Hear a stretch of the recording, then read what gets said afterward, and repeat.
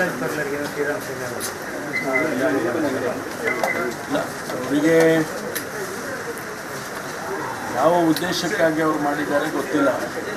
ಅವ್ರನ್ನ ಇಮಿಡಿಯೇಟಾಗಿ ಅರೆಸ್ಟ್ ಮಾಡಿ ಅವ್ರ ಮೇಲೆ ಕಾನೂನು ಪ್ರಕಾರ ಕ್ರಮ ತಗೊಳ್ಳಿ ಅಂತೇಳಿ ಸೂಚನೆ ಕೊಟ್ಟಿದ್ದೇನೆ. ಏಕೆಂದರೆ ಇಂಥದ್ದೆಲ್ಲ ನಡಿಬಾರ್ದು. ಅವರವರು ವ್ಯಾಪಾರ ಮಾಡ್ಕೊಳ್ಳೋದಕ್ಕೆ, ಅವರವರು ಕೆಲಸ ಮಾಡೋದಕ್ಕೆ ಅವರಿಗೆ ಹಕ್ಕಿದೆ. ಅದರಲ್ಲಿ ನಾವು ಕಾನೂನನ್ನು ಕೈಗೆತ್ತಿಕೊಳ್ಬಾರ್ದು ಯಾರು ಕೂಡ. ಒಂದು ವೇಳೆ ಅವರು ಯಾರು ಅಂಥೇಳಿ ನಾವು ಈಗ ಐಡೆಂಟಿಫೈ ಮಾಡ್ತೀವಿ ಮತ್ತು ಅವ್ರ ಮೇಲೆ ಏನು ಕ್ರಮ ತಗೋಬೇಕು ಪೊಲೀಸ್ನವರು ತಗೊಳ್ತಾರೆ.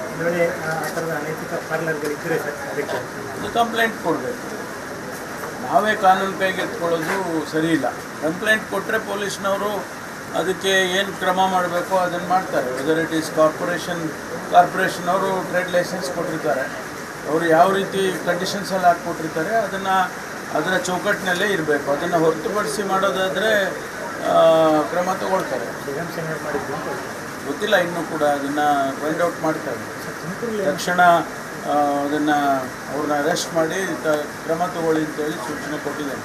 ಆ್ಯಕ್ಚುಲಿ ಏನು ಸರ್ ಇದರ ಬಗ್ಗೆ ತುಮಲ್ ಇದರಲ್ಲಿ ಗುಬ್ಬಿ ಶಾಸಕರೇನು ನಿಮ್ಮ ವಿರುದ್ಧ ಎಲ್ಲ ಹರಿಯಾಗಿದ್ದಾರೆ ಅಂತ ಸುದ್ದಿ ನನಗೆ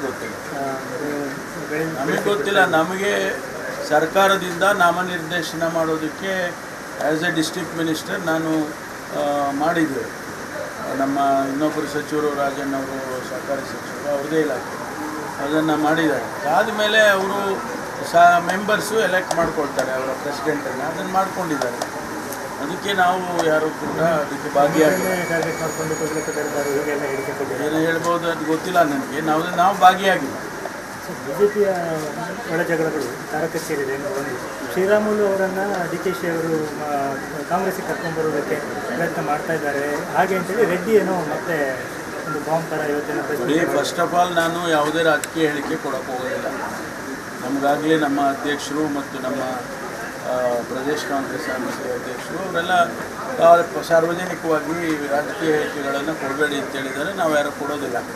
ಆದರೆ ಭಾರತೀಯ ಜನತಾ ಪಾರ್ಟಿಯ ಒಳಜಗಳ ಏನಿದೆ ಅದು ನಮಗೆ ಸಂಬಂಧ ಇಲ್ಲ. ಅವರ ಆಂತರಿಕವಾದಂಥ ವಿಚಾರ ಅದು. ಆದರೂ ಕೂಡ ನಾನು ಹೇಳಲೇಬೇಕಾಗ್ತದೆ. ಅವರು ನಮ್ಮ ಬಗ್ಗೆ ಟೀಕೆ ಮಾಡ್ತಾಯಿದ್ರು. 4-6 ಗುಂಪುಗಳಿದ್ದಾವೆ ಕಾಂಗ್ರೆಸ್ನಲ್ಲಿ.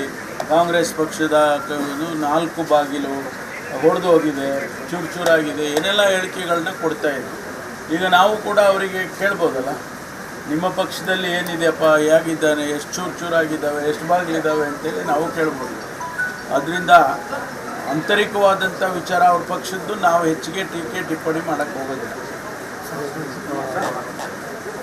ರಾಜ್ಯದಲ್ಲಿ ದರೋಡೆ ಪ್ರಕರಣಗಳು ಜಾಸ್ತಿ ಆಗ್ತದೆ ಸರ್. ಕಾನೂನು ಸುವ್ಯವಸ್ಥೆ ಮತ್ತು ಭದ್ರತೆಲ್ಲ ಕೆಲವರು ವಿಫಲ ಆಗಿದೆ ಸರ್. ಹೆಂಗೆ ಸರ್? ನೋಡಿ, ಅವರು ಆಡಳಿತ ಮಾಡುವಂಥ ಸಂದರ್ಭದಲ್ಲಿ ಎಷ್ಟು ದರೋಡೆ ಆಗಿತ್ತು, ಎಷ್ಟು ಬ್ಯಾಂಕ್ ರಾಬರಿ ಆಗಿತ್ತು, ಎಷ್ಟು ATM ಎಷ್ಟು ಕಳ್ತನ ಆಗಿತ್ತು, ಇದೆಲ್ಲ ನನ್ನ ಹತ್ರ ಮಾಹಿತಿ ಇದೆ.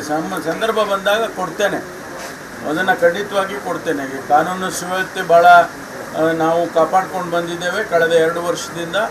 ಯಾವುದೇ ಒಂದು ದೊಡ್ಡ ಗಲಾಟೆಗಳು ಮತ್ತೊಂದು ಕಮ್ಯುನಲ್ ಇಶ್ಯೂಗಳು ಯಾವುದು ಕೂಡ ರಾಜ್ಯದಲ್ಲಿ ಬರದಾಗ ನೋಡ್ಕೊಂಡಿದ್ದೀವಿ. ಕಳ್ಳತನ, ದರೋಡೆ ಇವೆಲ್ಲವನ್ನು ಕೂಡ ನಾವು ಹತ್ತಿಕ್ಕತಕ್ಕಂಥ ಕೆಲಸ ಪೊಲೀಸ್ನವ್ರು ಮಾಡ್ತಾನೆ ಇದ್ದಾರೆ. ಈಗ ನಿನ್ನೆ ಕಳ್ಳತನ, ಈಗ ಬ್ಯಾಂಕ್ ರಾಬರಿ ಮಂಗಳೂರಿನಲ್ಲಾಗಿತ್ತು.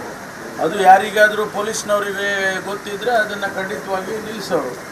ಅವರು ಬ್ಯಾಂಕಿನವರು ಸೆಕ್ಯೂರಿಟಿಯನ್ನು ಇಟ್ಕೊಳ್ಬೇಕು. ಅವರು ಸೆಕ್ಯೂರಿಟಿ ಲ್ಯಾಪ್ಸಸ್ಸು ಅವ್ರ ಕಡೆಯಿಂದ ಆಗಿದೆ. ಆದರೆ ಪೊಲೀಸ್ನವರು ನಮ್ಮ ಇಮ್ಮಿಡಿಯೇಟಾಗಿ ಅದು ಆದ 1-2 ದಿವಸದಲ್ಲೇ ಅವ್ರನ್ನ ಅರೆಸ್ಟ್ ಮಾಡಿ